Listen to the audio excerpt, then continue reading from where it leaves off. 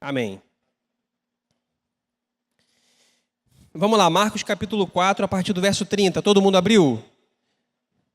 Vamos lá, pode ser? Diz assim o texto, ó.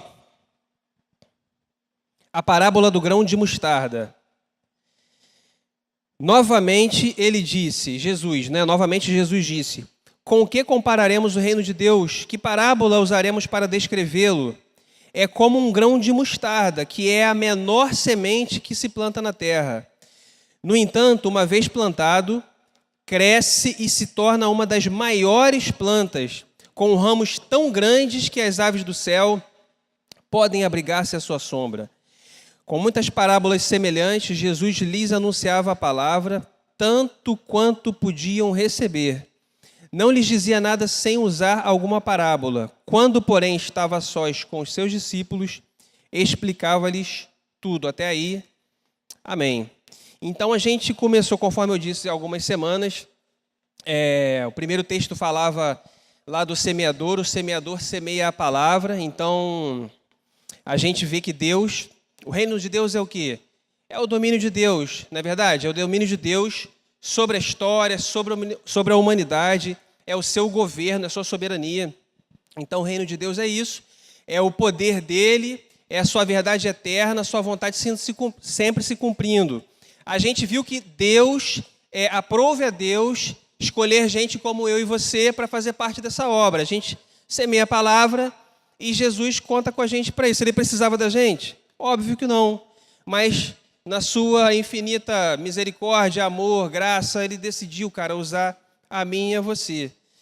Na semana seguinte a gente viu a questão dessa luz, a parábola da candeia, que o reino de Deus é como uma lâmpada colocada embaixo de um determinado lugar, no sentido de que se por um instante, em algum momento da história, aquele reino parecia assim, insignificante, parecia oculto na verdade, parecia oculto, se naquele momento parecia que era daquela forma, haveria um dia em que essa luz brilharia, porque essa vela, essa luz veio para ser colocada no velador.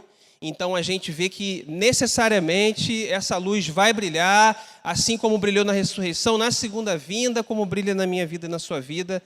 É assim que funciona o reino de Deus. Na semana seguinte a gente viu que Deus é soberano, nosso Deus é soberano, então a sua vontade boa, perfeita, eterna, ela se cumpre e a gente não entende os meios que Deus usa, a gente não entende o tempo de Deus, não compreende, mas enquanto a gente faz a nossa parte, Jesus Cristo faz a parte dele. E Jesus Cristo é um plano melhor para nossas vidas, o tempo dele é perfeito, ele nunca se atrasa, nunca se atrasou, nada foge a seu propósito. Deus é soberano, então a gente viu que a gente pode descansar. Se você é ansioso, dá uma escutadinha na palavra da semana passada, você vai ver que você pode dormir, porque Jesus Cristo ele trabalha por aqueles que estão dormindo nele, descansando nele. Aos seus amados ele dá enquanto dormem. Pô, que verdade maravilhosa. E agora a gente chega nesse texto aqui, em que ele vai fazer mais uma comparação. A que poderemos comparar? O que a gente pode comparar o reino de Deus? Aí ele compara com um grão de mostarda. Nunca vi um grão de mostarda. Só para você entender, tem umas expressões que a gente usa hoje em dia, eu não sei se vocês usam ou se vocês já usaram, coisas do tipo assim, deixa eu pensar aqui, eu não programei muito isso não, mas cavalo paraguai, já ouviu falar?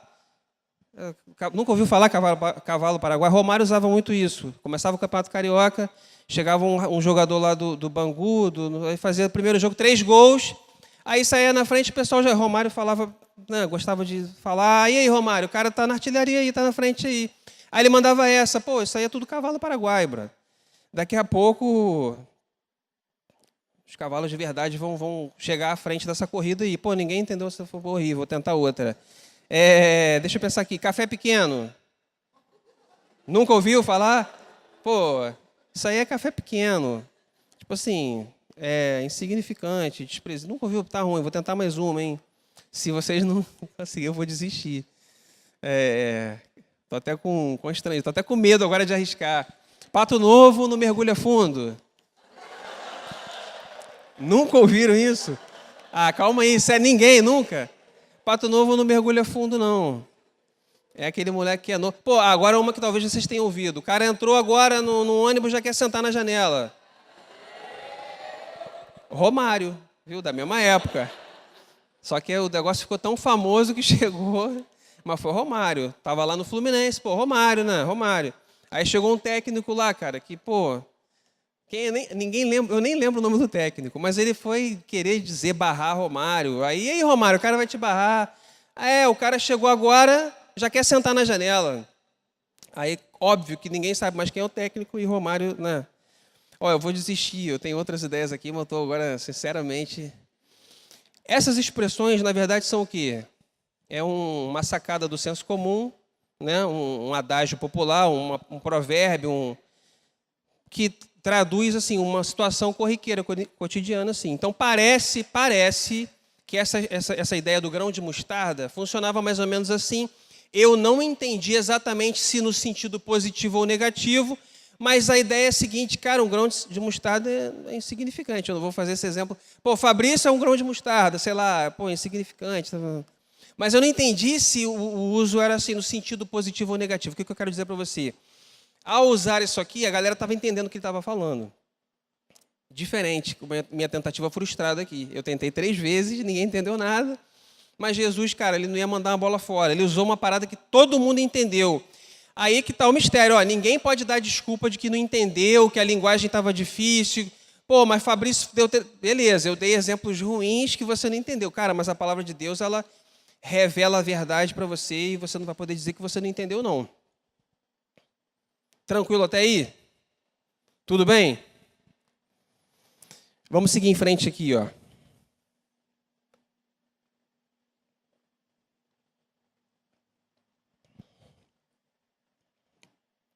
Primeira consideração. Deus atua por meio de pequenos começos. Beleza, Deus atua por meio de pequenos começos. Cara, quando a gente vai para a história da Bíblia, quando a gente vai para a história da revelação progressiva de Deus, a gente vai perceber isso em diversos momentos. Para pensar, como é que Deus faz quando ele decide formar um povo para si? Como é que ele começa? Quem é o cara que ele chama?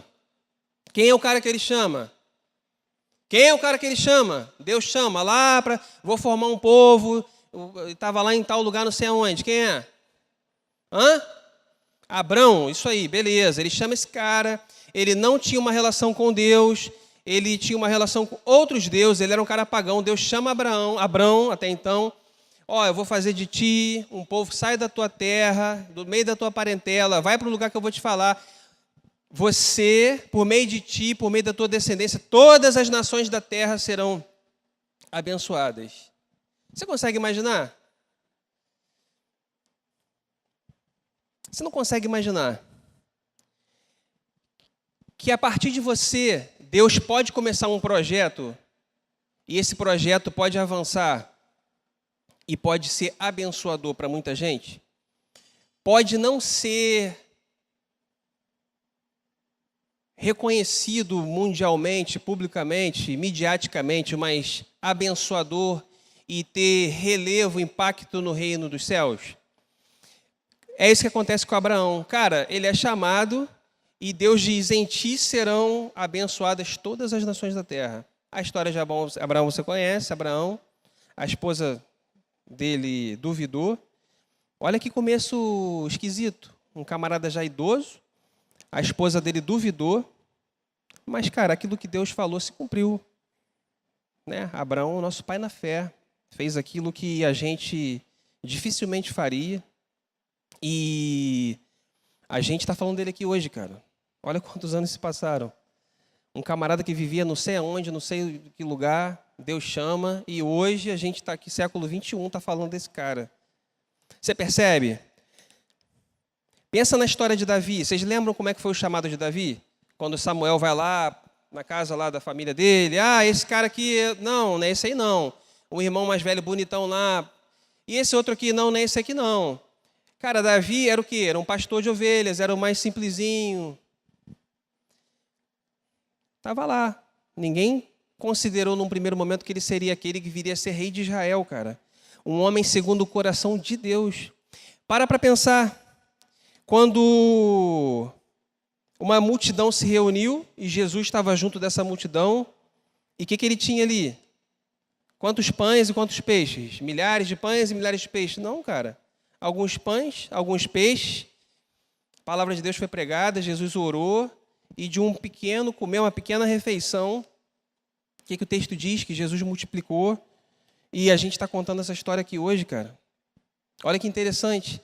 Quando o povo de Israel volta do cativeiro babilônico, eles vão reedificar o templo, a cidade, e tem uma galera que chora, que fica meio assim, porque está comparando o templo atual com o templo antigo da época de Salomão, que era gigante, era maneiríssimo, era mó irado, e esse agora é pequenininho.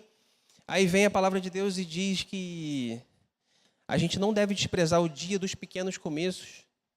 E o que aconteceu? Esse reino se estabeleceu. Depois a gente viu que esse reino, o rei era Jesus Cristo. E o reino está estabelecido. Deus atua por meio de pequenos começos. Tranquilo até aí? Primeira consideração. Eu vou fazer uma segunda consideração. O reino de Deus avança sem o mundo perceber. O reino de Deus avança sem o mundo perceber. Então, olha só, o que acontecia ali na época, da época de Jesus Cristo? Qual o império que dominava a terra, a humanidade ali? Quem que dominava? Estados Unidos? China? Era Roma. Beleza, Império Romano. Cara, vocês estavam aqui no final de semana de treinamento? Sim ou não? Não? Tem que se inscrever, hein? O próximo é no dia 29 de junho, 30 de junho, né? Se inscreve aí, não pode perder, não. Olha só. Você hoje... Cadê o Império Romano hoje? Tem um jogo de War aí que é uma versão Império Romano, não tem? É maneiro, é irado. Eu já joguei algumas vezes. Tem que jogar com o Danilo. Danilo diz que não perde pra ninguém. Então, olha só, cara, tem esse jogo aí. Mas cadê Roma hoje? Para pensar, cara. Jesus Cristo estava... O que era Jesus diante do Império Romano ali naquela situação, naquele tempo? Era um homem pobre, de uma família pobre, de uma cidade pobre, com um ofício... Ele não era general, não era da nobreza, não era nada ali. Ele era alguém, e os seus discípulos eram homens simples também, cara. Uma galera era pescador, enfim. Cadê o Império Romano hoje? E cadê o reino de Jesus Cristo? Bilhões e bilhões e bilhões de pessoas ao longo da história.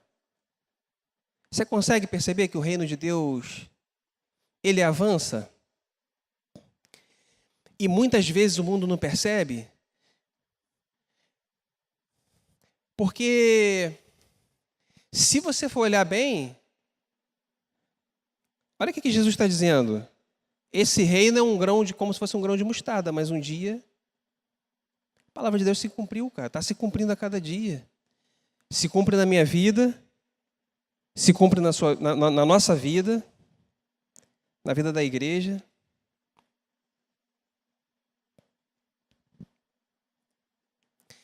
Quando a gente olha para o mundo assim hoje, a gente avançou em ciência? Pô, muita coisa. A gente avançou em pensamento, no sentido de compreensão das coisas, de discussão de ideias.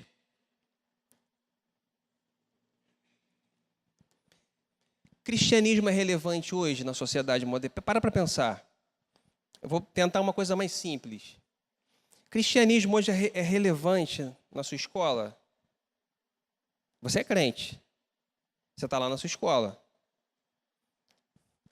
Ideias que você defende são ideias que são bem aceitas na... Eu vou ser mais direto. Ideologia de gênero. aborto, feminismo. Beleza? Ficou mais claro? São ideias que hoje a sociedade, de maneira geral, aceita, recebe bem. E a gente sabe que no conjunto dessas ideias tem valores que a gente não concorda. Tranquilo até aí? Então, o que eu quero dizer com isso? Hoje, se você olhar para o mundo, para a sociedade, século XXI, Brasil, vamos nosso contexto aqui. Os valores que a gente defende são bem aceitos? De maneira geral, eu não sou a favor do aborto. Por quê? Porque eu entendo que a vida, Deus, etc. Mas se a mulher for estuprada, aí sim, é outro caso. E nos outros casos? Não, só se o neném não tiver cérebro. Mas o fato de todo mundo fazer, ou porque vai proteger, ou porque vai... Isso não torna essa atitude certa, segundo aquilo que eu acredito. Mas não sei quantos bilhões de mulheres morrem. Beleza, o fato de todo mundo abortar, não planejar, fazer isso aí, não torna isso correto. É nisso que eu acredito. Entendeu? Mas aqui a gente fala e está tudo certo. Vai falar isso lá de maneira geral aí. Essas ideias não são aceitas. E se você falar de ideologia de gênero, cara, cada um faz o que quiser da sua vida, se junta com quem quiser. A questão é essa. Se você perguntar o que eu penso e eu acredito, eu entendo que a nossa sexualidade é definida por Deus. Tranquilo até aí? Isso significa que eu desprezo, rejeito, não é nada disso. Eu estou dizendo o seguinte: essa é uma ideia hoje do mundo que você vive. Sim ou não? Sim, mas se você chegar lá e dizer, mas o que você acredita? Cara, eu entendo que a nossa sexualidade é definida por Deus. Jesus tem um plano, um propósito. Cara, você acredita nisso? Nada a ver. Tá? De maneira geral, você vai ser rejeitado. Hoje é assim, entendeu? O que a gente está discutindo aqui? Feminismo e tal.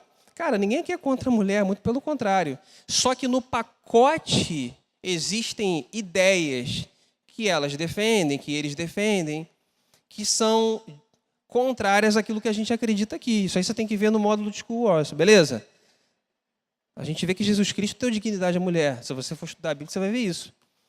Entendeu? Então aqui a discussão não é se a gente quem não é feminista. Não é isso que eu estou discutindo. Eu estou dizendo o seguinte: se você se diz não feminista, você vai ser rejeitado. Nem adianta você tentar conversar e explicar. Então, diante do fato de que hoje vocês são rejeitados pelo aquilo que vocês pensam, creem, pela fé que vocês têm, diante desse fato, você se sente cansado às vezes? Sem esperança? Fala a verdade, você tem esperança de que toda a sua turma reconheça que Jesus Cristo é o Senhor e Salvador? Você acredita que isso pode acontecer? Você cansa de pregar, você cansa de viver, você cansa de olhar para o mundo ao redor e ver que essas ideias cada vez mais estão crescendo, estão avançando? Sabe o que acontece?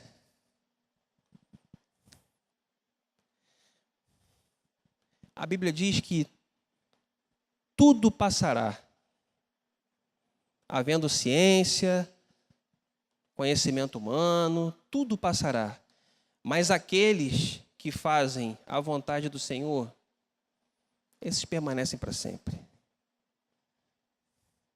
O mundo pode até não perceber. Nós podemos ser insignificantes para o mundo. Éramos em Roma, nossos irmãos foram perseguidos, executados, condenados, maltratados. Ao longo da história sempre foi assim. Mas sabe o que acontece? O reino de Deus chegou até aqui, cara. Sabe por quê? Porque Jesus Cristo afirmou: o reino de Deus pode ser comparado aqui a um grão de mostarda. Ele pode ser insignificante, aparentemente insignificante hoje, ou na sua vida, ou no seu tempo, mas ele vai crescer. Ele vai crescer. Haja o que houver, perseguição que houver, diga o que for dito, a vontade do Senhor vai se cumprir. Vai se cumprir.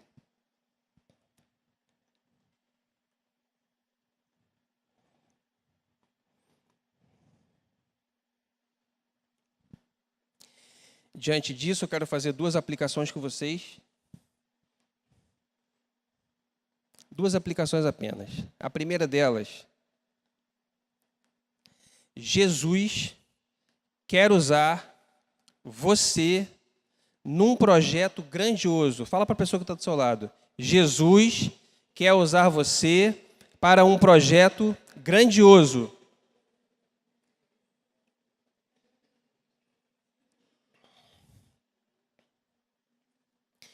Por que você acha que Jesus conta uma história como essa? Qual o sentido disso? Qual o sentido de a gente ter muitas histórias, muitas situações da vida de Jesus registradas, com exemplos que aparentemente não fazem muito sentido para a gente? Mas qual o sentido disso tudo? Não adianta só você ter conhecimento a respeito dessas histórias. A ideia é que você faça parte desse reino. A ideia é que você reconheça quem é o Senhor desse reino. Porque olha só,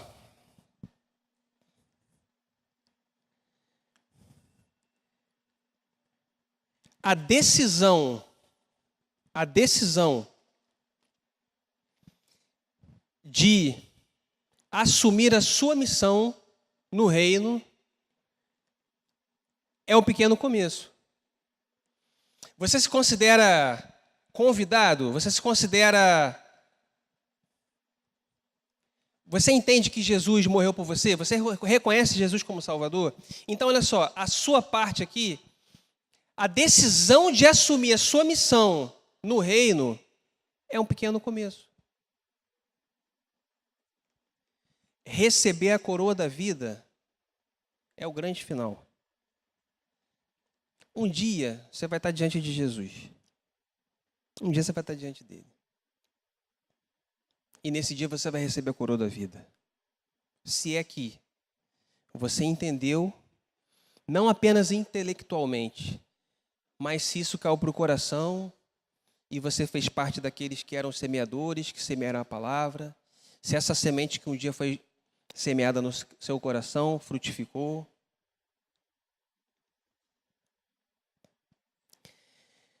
A questão é,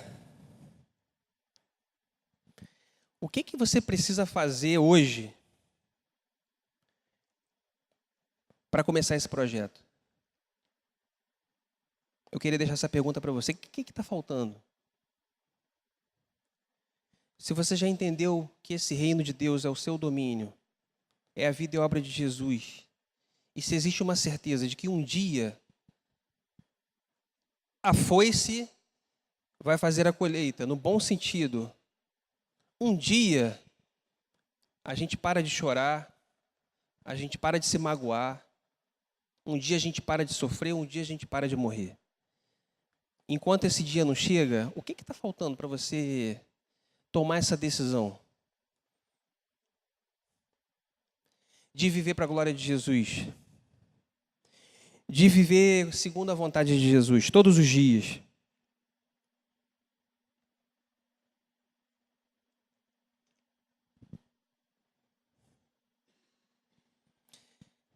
É falta de perdão? Alguém na igreja magoou você? Você se frustrou com alguém aqui nesse lugar? Alguém decepcionou você? Você está chateado com a gente? Você está decepcionado com Deus? Com o rumo da sua vida, com o rumo da sua história? Você acha que Deus foi injusto com você? Você acha que sua família é injusta com você? Você não consegue lidar com os seus desejos, com as suas vontades. Está na hora de você colocar tudo isso diante de Jesus e dizer assim, pô Deus, eu me rendo. Já tentei, já chorei. Está difícil. Qual é a decisão que você tem que tomar para que isso se torne uma verdade na sua vida?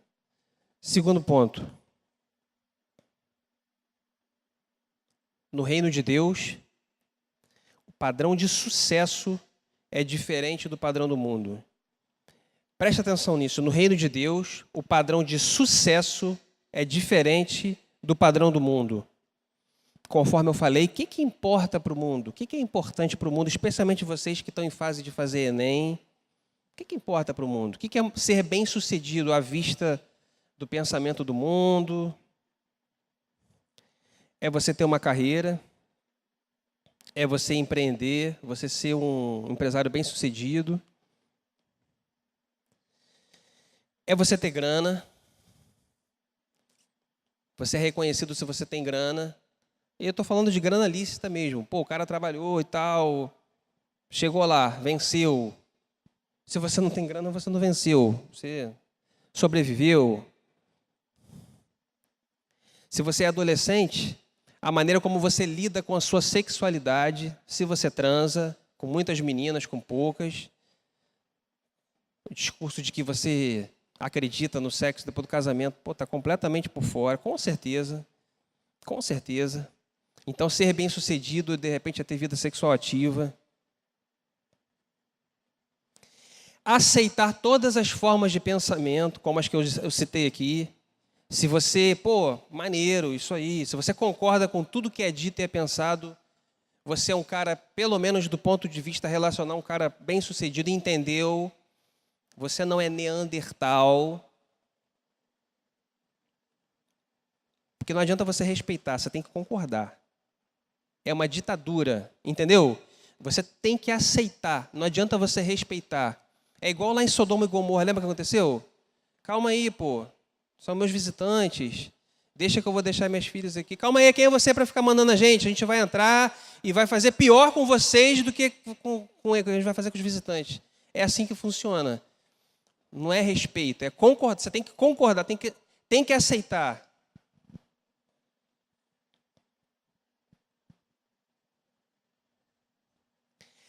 Para o reino, um executivo é um cara bem-sucedido, um artista, um jogador de futebol, pô, um cara bem-sucedido. Um artista para o mundo, eu falei para o reino, acho que eu me confundi. Para o mundo, um artista, um jogador, agora tem essa parada de influencer digital. Pô, calma aí, cara, pelo amor de Deus. Influencer digital, pô, muito ruim isso. Tem essa parada aí, cara.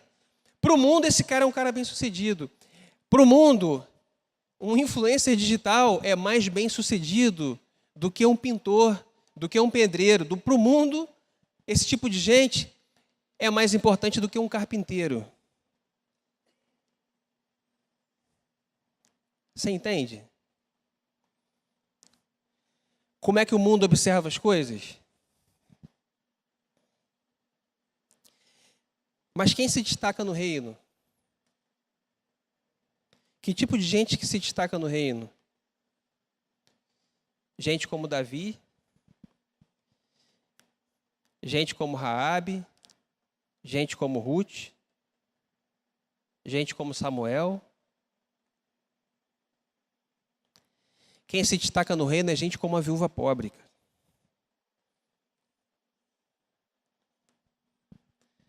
O fato de você ser pobre não significa que você não possa entender as verdades do reino, viver para a glória de Jesus e ser feliz. Pô, muito pelo contrário.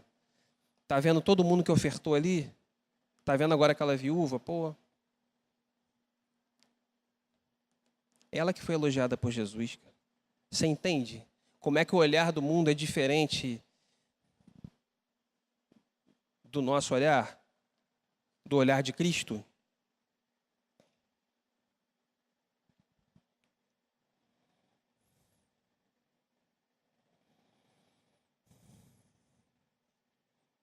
Queria concluir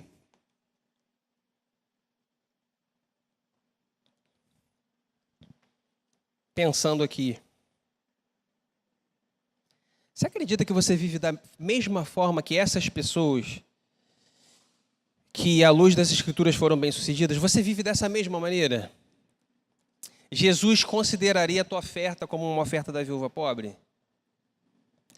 Jesus olharia para você e perceberia no seu coração um coração segundo o coração de Deus? Já parou para pensar na vida de Jesus? Adolescente, da idade de vocês? Vocês nasceram em Niterói? Vocês nasceram na rede pública ou privada? Seja Niterói, Rio. Você nasceu no hospital?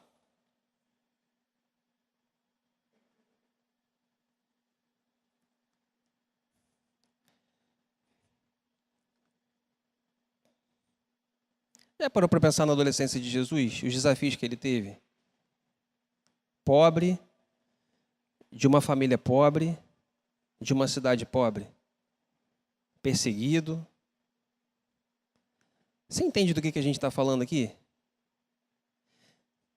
Isso tem a ver com você? Você seria amigo de Jesus, Jesus adolescente? Jesus é o tipo de cara que você queria estar junto com ele? Obediente aos pais, estava lá aprendendo a palavra. Você teria prazer de ter amizade com Jesus?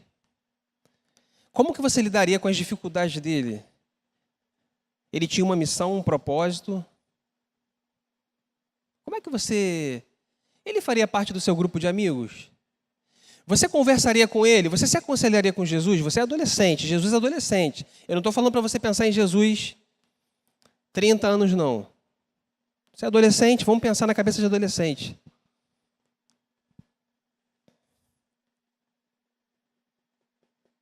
É difícil ser adolescente, cara, no mundo de hoje? Você acha que era mais fácil ser adolescente na época de Jesus? Você já considerou alguns fatos dos quais ele teve que abrir mão para que esse reino chegasse até a mim, até você? Você dorme em paz com isso? Você consegue fechar o olho e dormir? Já parou para pensar, cara, na adolescência de Jesus? Na vida dele? Não adianta a gente saber que Jesus Cristo é o Filho de Deus. Isso tem a ver comigo, contigo, cara. Isso tem a ver com o avanço do reino. Você faz parte do reino? Você é o semeador que semeia a boa palavra? Essa luz, ela está brilhando cada dia mais em você? Você já deu o primeiro passo na direção de Jesus, no sentido de dizer, eu decidi segui-lo, eu não volto atrás?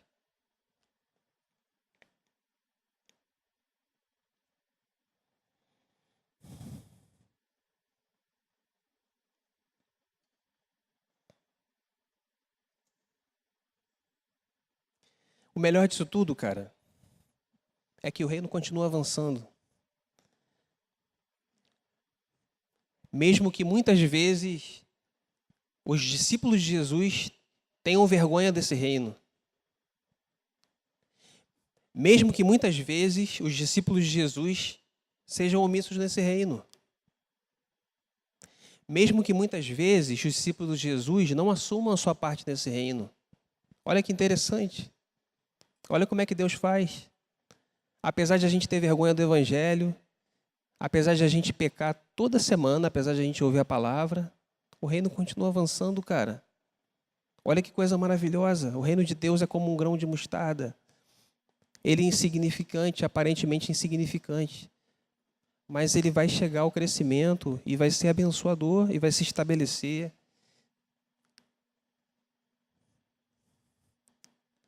Quer tomar a decisão por Jesus? Quando que você vai tomar a decisão por Jesus? Senhor, eu quero fazer parte desse reino. Eu quero ser alguém que é reconhecido não pelo meu sucesso, mas eu quero ser alguém reconhecido como alguém que faz parte desse reino. Você quer tomar essa decisão na sua vida? Romper com aquilo que tem sido um empecilho para que o reino avance na sua vida? Você quer um dia estar diante de Jesus e receber a coroa da vida? Você quer dormir em paz, como foi falado na semana passada? Depositar tudo aos pés de Jesus? A gente só pode sair daqui hoje com uma certeza. Jesus Cristo vai voltar. Um dia a gente vai estar diante dele. Esse reino será plenamente estabelecido. A minha oração é que cada um de vocês esteja novos céus, nova terra, nesse reino completamente estabelecido, restaurado, vivendo juntos para sempre e eternamente. Você pode abaixar sua cabeça? Vamos fazer uma oração? Jesus bendito, essa é a tua palavra, essa é a tua verdade, esse é o teu reino, esse é o teu domínio. A gente reconhece diante de você toda a nossa falha, toda a nossa omissão, toda a nossa limitação. Todas as vezes, Senhor, que a gente falhou em te seguir, falhou em te confessar. Senhor, perdoa a gente todas as vezes que a gente duvida do seu plano para nossas vidas, do seu projeto para os nossos corações. Perdoa a gente, Senhor, todas as vezes que a gente despreza a tua obra, que a gente despreza o trabalho que você tem feito em nossas vidas, que a gente não reconhece a tua mão de poder nos pequenos começos.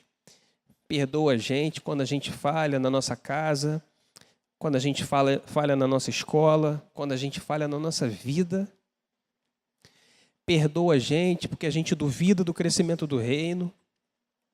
Senhor, traz convicção aos nossos corações de que as portas do inferno não prevalecerão sobre a tua igreja. Senhor, as portas do inferno não prevalecerão sobre o UP, não prevalecerão sobre a vida desses adolescentes. Seus corações, suas mentes foram compradas por um alto preço lá na cruz. A gente está diante de você.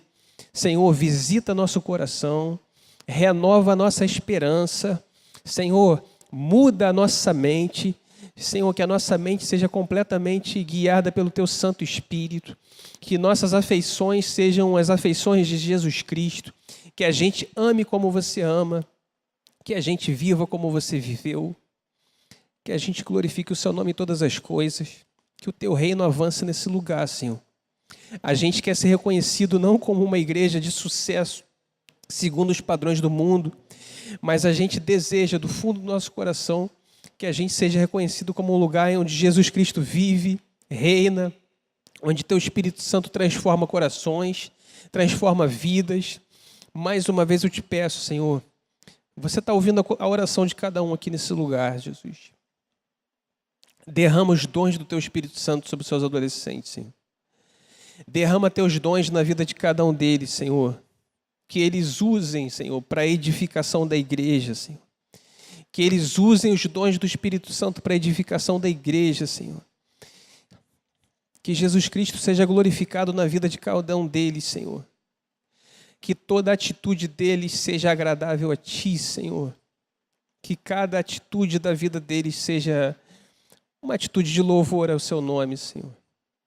Suas vidas, Senhor, sejam completamente repletas do Teu Espírito Santo, Senhor. Senhor, faz essa obra que só você pode fazer nesse lugar, Senhor. Vem com Teu reino sobre nós, Senhor. Que o Teu domínio seja exercido em plenitude em nossas vidas, Senhor. Faz a gente, Senhor, amar você de todo o nosso coração. Para a glória do Teu nome, Senhor. Em nome de Jesus. Amém.